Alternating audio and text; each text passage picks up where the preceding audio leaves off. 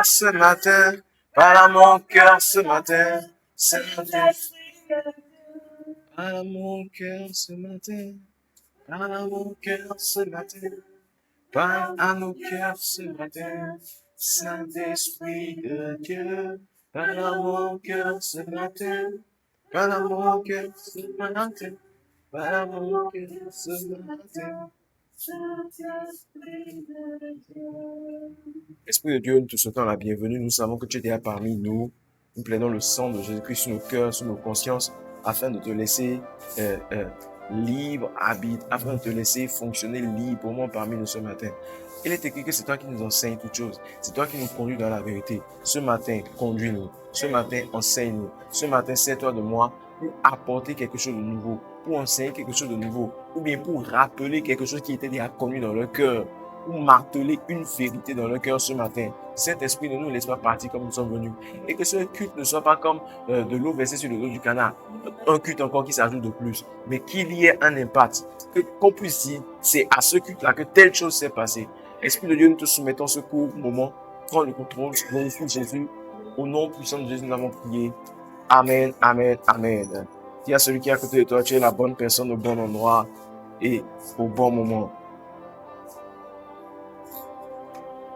Je n'ai pas entendu. Tu es la bonne personne avec souris. Tu es la bonne personne au bon endroit et au bon moment.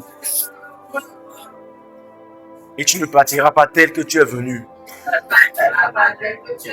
Par la grâce de Dieu et l'assistance du Saint-Esprit.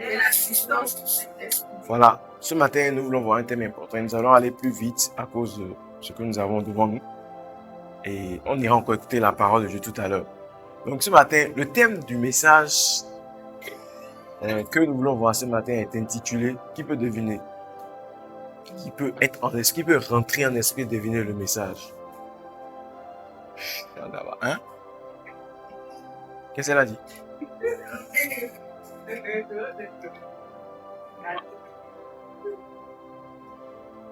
Quoi?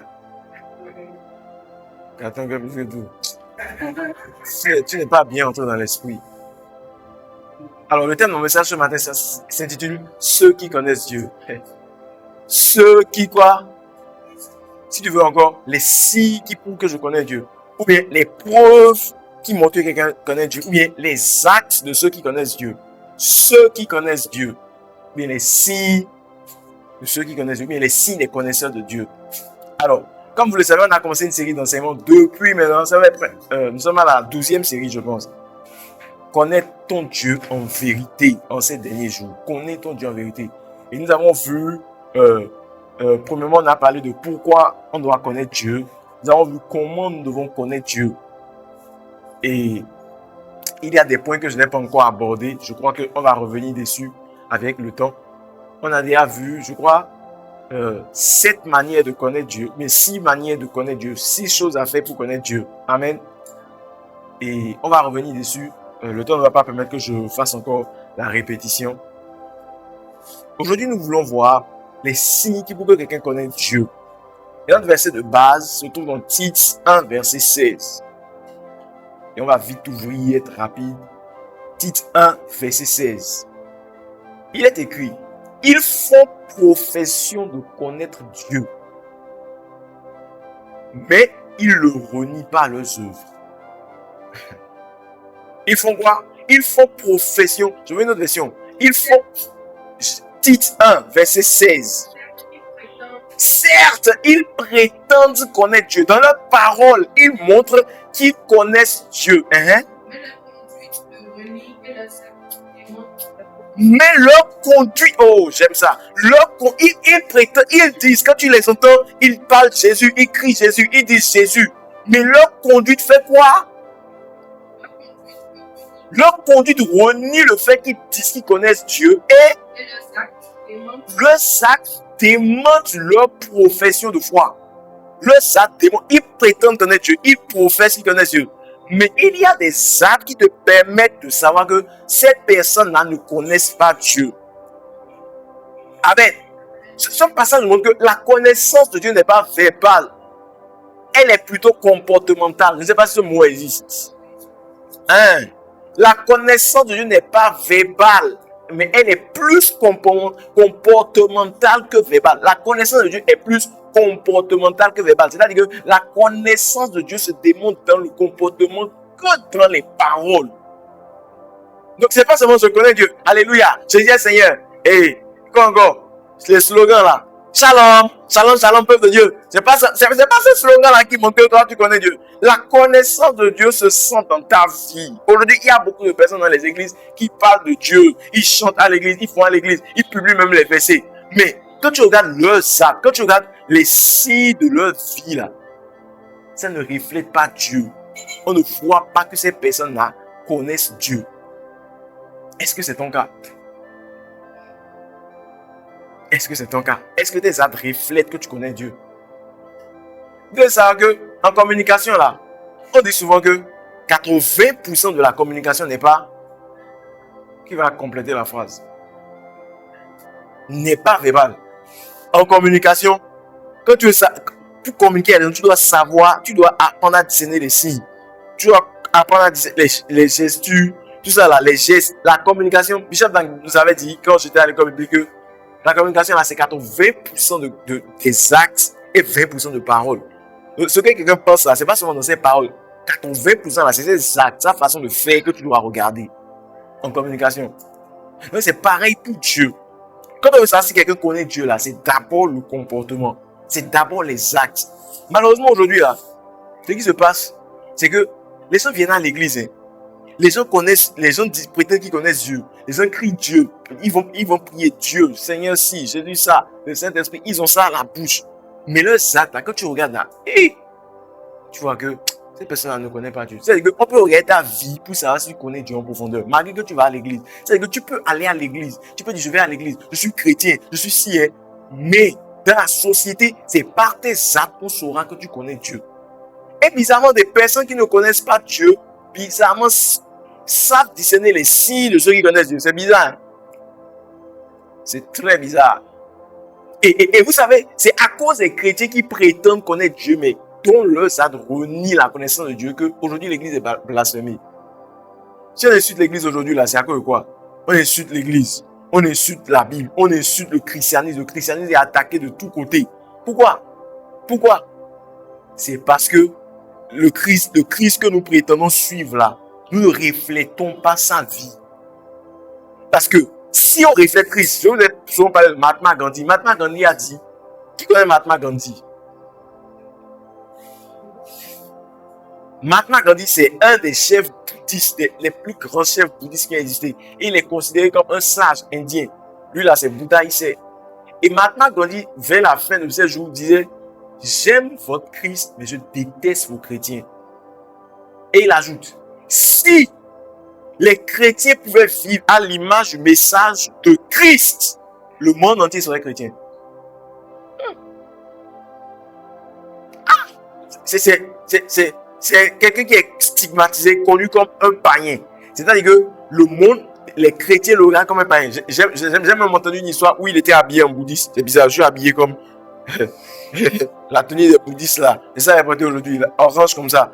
Genre, et on dit qu'il est arrivé avec sa tenue bouddhiste, il voulait entrer dans une église, on l'a arrêté, on l'a chassé, à cause de son accoutrement. Le bouddhiste.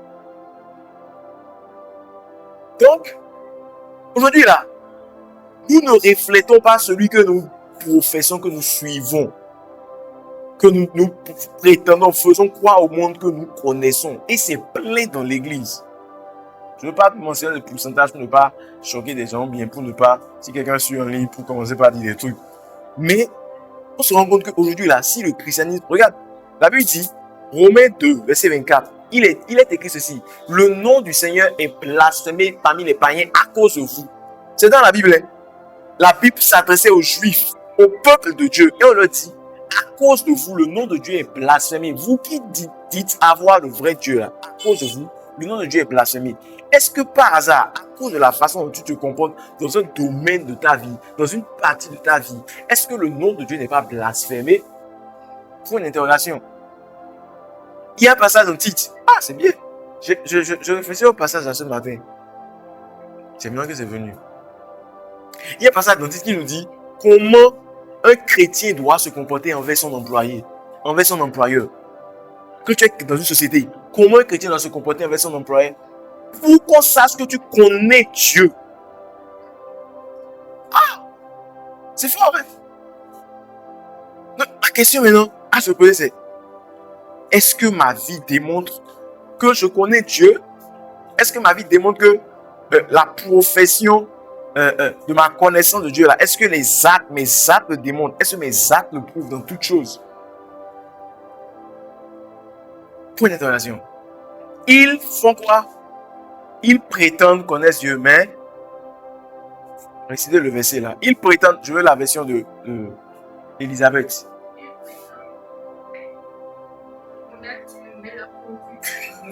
Ils prétendent tous ensemble, un de go. Ils prétendent connaître Dieu, mais c'est pas fini. Il y a 28 là.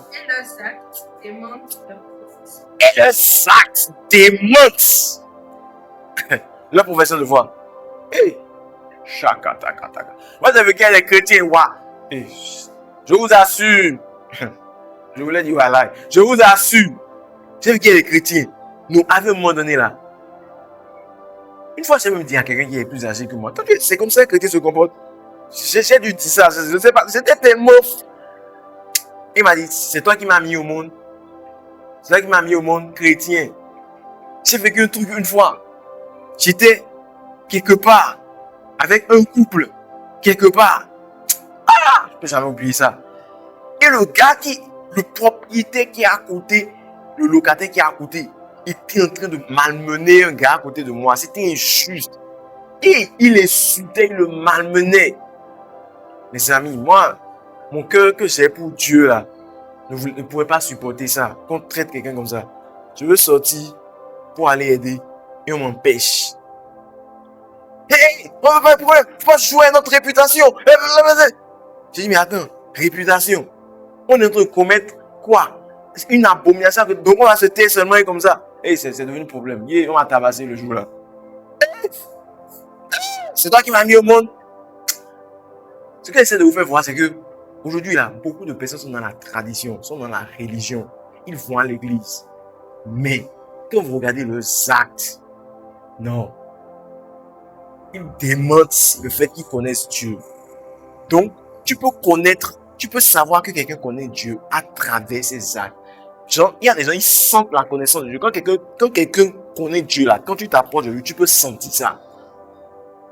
Est-ce que c'est ton cas? Aujourd'hui, on va commencer par l'Ancien Testament. Le temps ne va pas suffire. Peut-être dimanche prochain, on va continuer. On va voir quelques signes, des personnes qui connaissent Dieu et de ceux qui ne connaissent pas Dieu. En fait, quand tu vois un signe de quelqu'un qui ne connaît pas Dieu, tu sais en même temps que l'opposé, c'est un signe de quelqu'un qui connaît Dieu. On va aller dans la parole de Dieu, dans l'Ancien Testament. Jérémie, commençons d'abord par Osée. Osée 4, à partir du verset 1. On lit souvent le verset 6. On peut périr faute de connaissance. On peut périr parce qu'il lui manque la connaissance. Mais on ne lit pas le début. Au début, Dieu nous montre les signes qui prouvent qu'il n'y a pas la connaissance de Dieu. Dieu nous montre les signes qui prouvent qu'il n'y a pas la connaissance de Dieu. Osée 4, verset 6. Tout le monde d'accord? Oui, je vais lire pour être rapide. Osée 4, verset 6. Verset 1, à partir du verset 1. Écoutez la parole de l'Éternel, enfant d'Israël, car l'Éternel a un procès avec les habitants du pays. Parce qu'il n'y a point de vérité, il n'y a point de miséricorde, il n'y a point de connaissance de Dieu dans le pays. Il n'y a point de connaissance de Dieu dans le pays. Il n'y a point de connaissance de Dieu dans le pays, dans le quartier, dans le groupe, dans l'école. Et il continue. Il n'y a que, number one, parjure. Signe numéro 1. Parjure. Signe numéro 1 de ceux qui ne connaissent pas Dieu. Parjure. J'aimerais qu'on me lise une autre version. Je crois que ça ne veut pas être des injures. Injures. C'est insulté, c'est ça. C'est pas deux choses. Injures. Les injures. Aïe, aïe, aïe, aïe, aïe. Chatamagadaba. Ici, on nous fait voir que les signes qui n'y a pas connaissance dans un endroit, dans un lieu, dans un pays, c'est les injures, tout le temps en train d'injurer, Quand vous voyez des personnes comme ça, les personnes n'ont pas une... Et je ne suis pas en train de parler de connaissance superficielle de Dieu, de connaissance verbale de Dieu. Je suis en train de parler d'une connaissance personnelle, révélée et approfondie de Dieu. quelqu'un qui a la connaissance approfondie et révélée de Dieu, il n'insulte pas facilement son voisin. Il n'injurie pas facilement son voisin. Dieu dit qu'il n'y a pas connaissance. Comment on voit ça? Parce qu'il y a des parjures et ils jurent partout dans le pays. Et après, numéro 2, mensonge. Hey. Hey. Purée de miséricorde dans la grâce. Ah.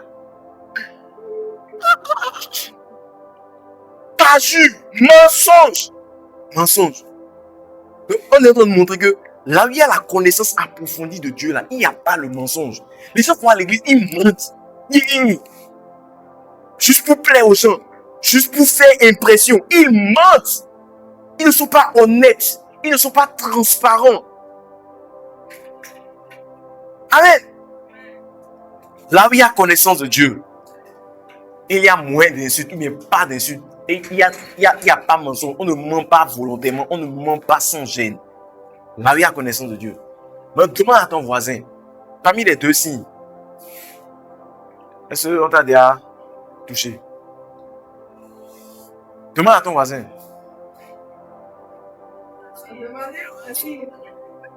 Injure et mensonge. Est-ce qu'on t'a déjà touché? Purée de miséricorde.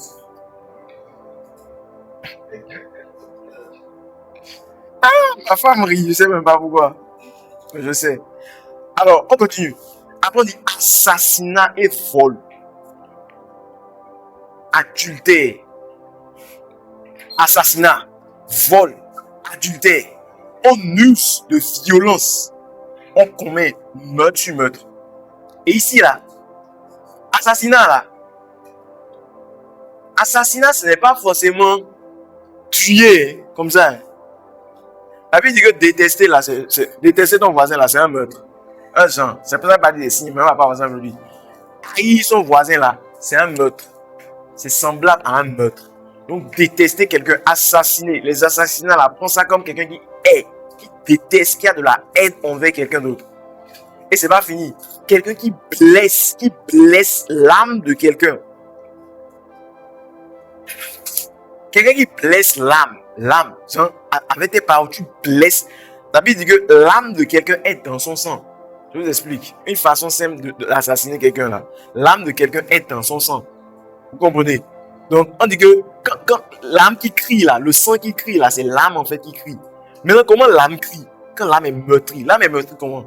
Par des paroles violentes. Par peut-être des calomnies. Genre quelqu'un qui donne des paroles violentes aux gens ou bien des calomnies qui parlent mal dans le dos des gens. Regarde, quand quelqu'un parle mal, très mal dans ton dos et que tu apprends, ça te blesse. C'est comme un poignard. Assassinat dont on parle là, c'est ça. C'est pas seulement tuer physiquement. Donc, les calomnies et les paroles violentes, il faut ajouter ça. Signe numéro 1. De ceux qui connaissent ou ne connaissent pas Dieu. Signe numéro 1, celui qui ne connaît pas Dieu. Celui qui connaît Dieu, il n'y a pas de parjure. Il n'insulte pas. Signe numéro 1, il n'insulte pas. Signe numéro 2, il ne ment pas. Quelqu'un qui a la connaissance approfondie de Dieu, il va à l'église, mais il ne ment pas. Il ne vit pas dans le mensonge chronique. Ensuite, on ne voit pas de paroles violentes et destructrices dans sa bouche. Adultère. Bon, ici, là, vous n'êtes pas trop concerné par l'adultère. Mais oui, on est souvent concerné par l'adultère aussi. L'adultère, là, c'est pas seulement avoir des relations sexuelles avec une femme, la femme d'autrui. On peut être aussi adultère spirituel. Je vais vous montrer le verset tout à l'heure. Et il dit, c'est pourquoi le pays sera en deuil. Ça veut dire que là où il n'y a pas connaissance, là, les gens qui n'ont pas la connaissance approfondie de Dieu, là, voilà ce qu'ils font. Ils insultent tout le temps. Ils mentent. Paroles violentes envers les gens. Ils volent. Ils sont adultères. On use de violence. On commet meurtre sur meurtre. C'est pourquoi le pays sera en deuil. En deuil. Tous ceux qui l'habitent seront languissants. C'est que, quelque part, un environnement là, il y a toutes ces choses-là. Vous appelez vous-même le deuil. Languissant. Et avec eux, les bêtes des champs, les animaux, les oiseaux du ciel, même les poissons de la mer disparaîtront. Tous ceux qui habitent le pays vont partir. Les bêtes, les oiseaux, les animaux, ils vont disparaître. Mais que nul ne conteste, que nul ne se livre aux reproches, car ton peuple est comme ceux qui disputent avec les sacrificateurs. Et il continue jusqu'à maintenant, il va au verset 6, il dit, mon peuple est détruit parce qu'il lui manque la connaissance. Donc quand on ne connaît pas Dieu là, on se livre à de mauvais penchants. Je crois que j'ai déjà vu ce point-là avec vous ici. Celui qui ne connaît pas Dieu, la connaissance approfondie de Dieu te délivre de tes mauvais penchants. La connaissance approfondie de Dieu nous délivre de nos mauvais penchants. Amen. Maintenant, allons-y encore dans un autre passage. Hey, Jérémie 9, verset 1 à 5. Aïe, aïe, aïe, aïe, aïe. Si ma tête était remplie d'eau, si mes yeux Micro, donne le micro. de l'âme, Oh, si ma tête, ça c'est Jérémie qui commence. Les deux premiers versets là, Jérémie est en train de parler. Le prophète du peuple, le prophète qui dirige le peuple là, il est en train de parler de lui, de l'état de son cœur à cause de comment le peuple se comporte. Ah si. Oh, si ma tête était remplie d'eau, si mes yeux étaient une source de larmes, je pleurerais jour et nuit les morts de la fille de mon peuple. Si j'avais au désert une cabane de voyageurs, j'abandonnerais mon peuple, je m'en éloignerais, car ce sont tous des adultères. C'est une troupe de perfides. Continue. Ils ont la langue tendue comme un arc et lancent le mensonge. Maintenant, regardez. Il est en train de parler de ce peuple. On a vu prophète aussi. Là, on est sur une prophète. Honnêtement, c'est deux personnes qui ont vécu dans des époques différentes. Maintenant, Jérémie vient parler. Et on continue. Il est en train de dire quoi? Premièrement, il dit qu'ils ont la langue Tendue comme un arc et lancent le mensonge. Hein? Ce n'est pas par la vérité qu'ils sont puissants dans le pays. Ce n'est pas par la vérité qu'ils ont. Ça vous dit quelque chose? Ce n'est pas par la vérité qu'ils sont puissants dans le pays. Ça vous dit quelque chose? Ça ne vous dit rien? Ce n'est pas par la vérité qu'ils sont puissants dans le pays. Continue. Car ils vont de méchanceté en méchanceté. Et ils ne me connaissent pas, dit l'Éternel. Dieu est en train de te montrer là que quand on ne connaît pas là, on vit dans le mensonge. Ce que tu bâtis, c'est bâti sur le mensonge. Relis-moi encore la partie là. Hein? Là, on parle de quelque chose sur le pays là. Ce n'est pas Par la vérité qu'ils qu'ils sont puissants dans le pays. C'est-à-dire qu'on peut devenir puissant dans un pays, on peut devenir puissant dans un domaine en étant sur le mensonge. En s'étant assis sur le mensonge. Et on voit ça de nos jours. Ce n'est pas sur. Relis encore s'il te plaît. Ce n'est pas par la vérité. Ce n'est pas par la vérité qu'ils sont puissants dans Toi, le tu es pays. puissant par quoi? Le domaine dans lequel tu te trouves là, tu es puissant par quoi? Dans ton foyer, quoi? Dans ton commerce, dans tes études actuellement, tu es puissant par quoi? Le mensonge, un peu de mensonge. J'ai un peu plus d'argent. Je mens sur ce truc-là. Je mens sur cette quantité-là. J'ai de l'argent rapidement. Je fais ce projet-là. Je le montre que je n'ai pas fait. Je prends l'argent pour moi. Et tu bâtis ton commerce sur de quoi? Mensonge. Ça prouve que tu ne connais pas Dieu. Ceux qui connaissent Dieu en profondeur, ceux qui connaissent Dieu en profondeur ne font pas ça. Continue. Que chacun se tienne en garde contre son ami et qu'on ne se fie à aucun de ses Et frères. il commence par avoir la méfiance. Parce qu'on ne connaît pas Dieu. Parce que les hommes vivent dans le mensonge. Il y a méfiance, méfiance, méfiance. Et laissez-moi vous dire, la méfiance, là, je pense que la méfiance vient du diable, pas de Dieu. C'est le discernement qui vient de Dieu. Méfiance tout le temps. Tu es sur le qui-vive. Tu te méfies de tout le monde. Quand tu es comme ça, là, il y a un esprit de Satan derrière toi. Oui. La personne va encore faire mal. Et toi, tu as déjà vu. Lui là. Laisse Dieu te convaincre que la personne. Surtout les gens qui ont un tempérament mélancolique, là, ils sont comme ça. Deux seulement, ils ont soupçonné le mal. Deux seulement, ils ont déjà vu le mal. Deux seulement, deux, le mal. Deux, le mal. Deux. En même temps, la personne n'a rien dit, la personne n'a rien fait. Quand tu as déjà soupçonné le mal, tout de suite, méfiance. Tu te méfies de tout le monde. Quand tu deviens comme ça, quand tu arrives à cette dimension-là, c'est que tu as un problème. Quand tu arrives à la dimension où tout le temps, toi, tu dois te méfier. Cette personne, il y a un problème. Laisse Dieu te confirmer que cette personne est comme ça par le discernement. Que de te méfier de tout le monde. Continue. et qu'on ne se fie à aucun de ses frères, car tout frère cherche à tromper, et tout ami répond des calomnies. Continue. Ils se jouent les uns des autres et ne disent point la vérité. Ils se jouent les uns des autres. Ils se trompent entre eux. Il m'a trompé. Moi, je vais le tromper. Il m'a menti. Moi, je m'arrange pour lui mentir d'une manière donnée pour qu'il sente ça. Ils se trompent entre eux. Et laisse-moi te dire quelque chose. Quand quelqu'un t'a fait quelque chose, là, Dieu ne regarde pas ce que les autres ont fait. Dieu regarde ta réaction par rapport à ce que les autres ont fait. Dieu s'en fout de ce que les autres ont fait. Dieu, là, il s'en fout de la main dont tu as parlé, de ce que les autres ont fait. Il s'en fout pas mal. Mais c'est ta réaction qui regarde, et c'est en fonction de ta réaction qui te donne de la promotion spirituellement parlant. Oui, c'est ça. C'est ça. C'est pourquoi, quand on dit, regarde, il y a un verset qui dit, Matthieu 7, 12. Ce que vous aurez aimé, ce que vous aimez qu'on vous fasse, faites-le de même pour les autres. Hein? C'est-à-dire que si je n'aime pas qu'on m'insulte, je n'insulte pas les autres. Si je n'aime pas qu'on me fasse, en tout cas, tout ce que je n'aime pas qu'on me fasse là, je ne fais pas ça aux autres. Et ça veut dire que même si quelqu'un m'a fait du mal, mais disons, il m'a insulté, imbécile, connard, je n'aime pas qu'on m'insulte, n'est-ce pas? Ou bien, je n'aime pas qu'on m'insulte. Donc, parce qu'il m'a insulté, si jamais je l'insulte en retour, ça veut dire que je suis en train de semer pour que moi-même on m'insulte. Vous savez pas si vous comprenez? Donc, comme je n'aime pas qu'on m'insulte, moi-même là, quand il m'a provoqué, parce que je n'aime pas qu'on me fasse ça, je ne lui fais pas ça en retour. Je ne sais pas pourquoi je suis le message a viré dans ce sens. Je ne lui fais pas ça en retour. Parce que si je lui fais ça parce qu'il m'a fait, j'ai semé, je vais récolter ça. C'est ça. C'est pourquoi on dit, ne vous vengez pas de vos ennemis. Quand tu te venges contre tes ennemis, tu as semé de la vengeance et tu vas récolter ça. Tôt ou tard. Amen. Alléluia. Ouais, Maurice.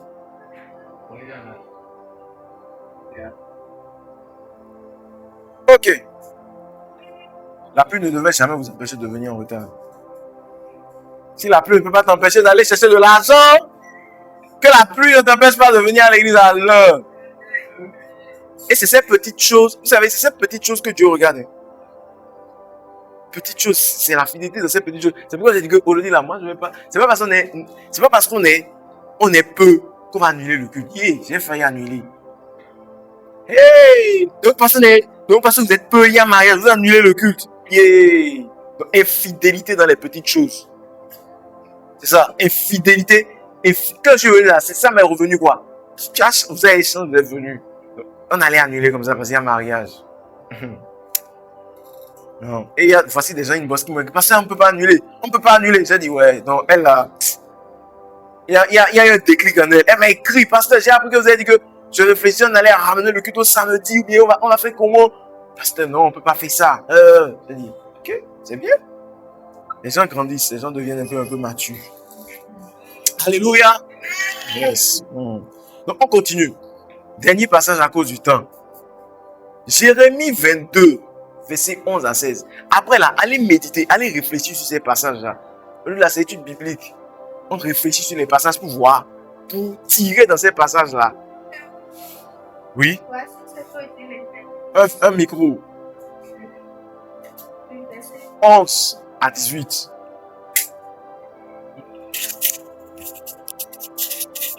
Car voici ce que dit l'Éternel au sujet du Shalom, fils de Josias, roi de Juda, qui a succédé sur le trône à son père Josias et qui vient de quitter ce lieu. Il n'y reviendra plus.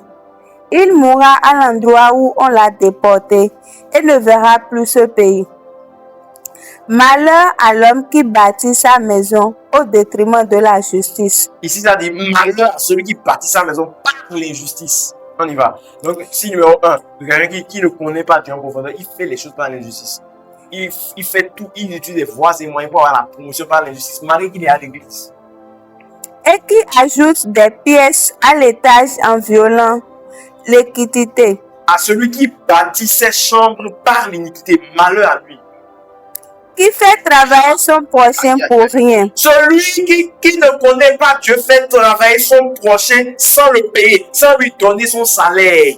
Donc un jour, quand tu as des employés,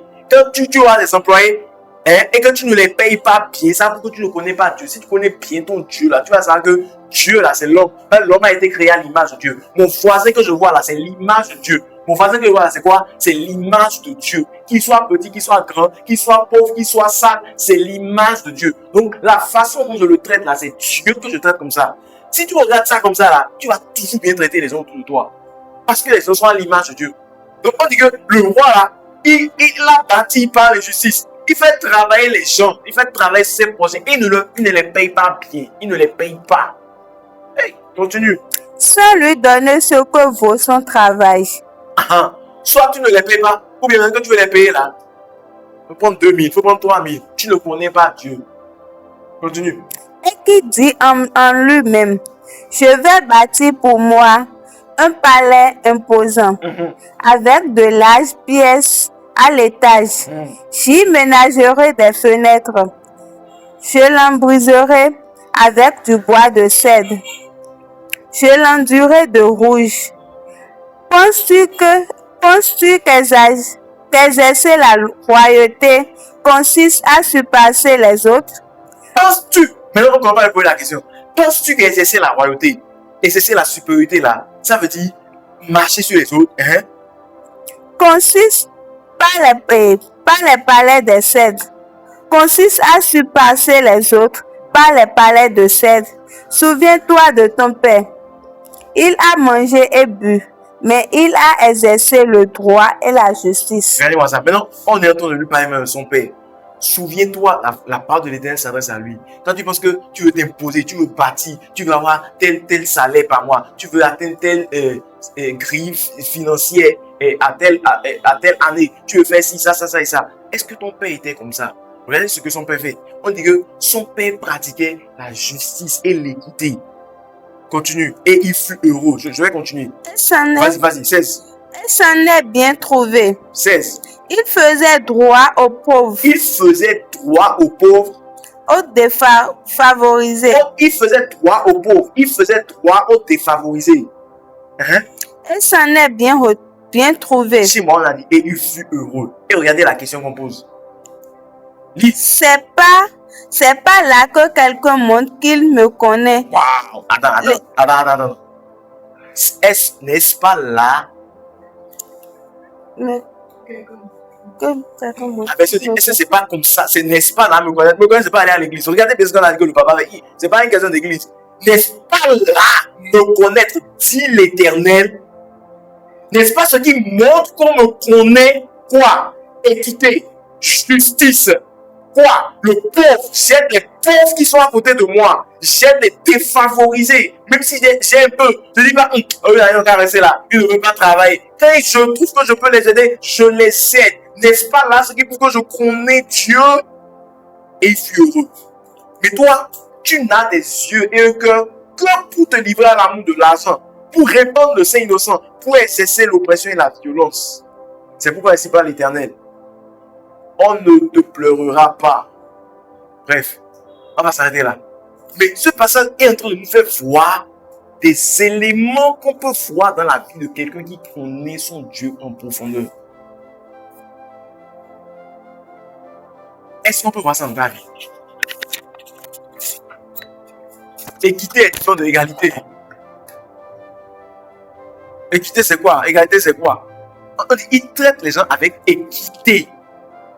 Droiture, justice.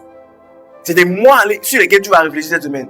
Équité, droiture, justice. Équité, droiture, justice. C'est quand la dernière fois tu as jugé la cause d'un pauvre, tu as aidé un pauvre, une personne défavorisée, tu as pris ton repas, tu as dit je lui donne. C'est quand la dernière fois? C'est quand la dernière fois? Tu as trouvé une opportunité de mentir, tu n'as pas menti. Tu as trouvé une opportunité de jouer au chi. Et tu as dit, non, moi je connais Dieu. Le gars là, c'est l'image de Dieu. Si lui dit au chi, là, c'est à l'image de Dieu que j'ai dit au chi. Hein? Justice, droiture, équité. Tac! Ok. On va s'arrêter là. C'est nous te rendons grâce, nous te bénissons, nous t'honorons pour cette parole que nous avons reçue. Demande à Saint-Esprit de t'aider. Les choses que tu as retenues là. Et tu sais que tu es dedans là. Il faut dire au Saint-Esprit de t'aider à. On ne sait pas laisser ça. Parjure, injure, répéter, mensonge. Hein? Méfiance à tout bout de champ. Le manque de droiture. Tu ne traites pas les gens avec équité. Les gens travaillent pour toi. Tu ne les assistes même pas. Tu dis que Dieu va les récompenser. Prie. Shadabarakata Santa Legle et Tekeregede. Zendokora Anazuka Tabareke et Selaga Aya. La déficite regete soufalia andakete kere eneshaya. Père, nous te bénissons ton nom, gloire, ton nom, l'honneur pour ce court message que tu nous as donné. Nous prions que cela travaille en nous, que cela ait un impact en nous et que cela transforme nos vies. S'il te plaît, remplis-nous de la connaissance révélée de ta personne, de ta nature, de ton cœur, de ta volonté. Au nom puissant de Jésus, au sein de la gloire, au sein de l'honneur, au nom de Jésus. Amen. Alors,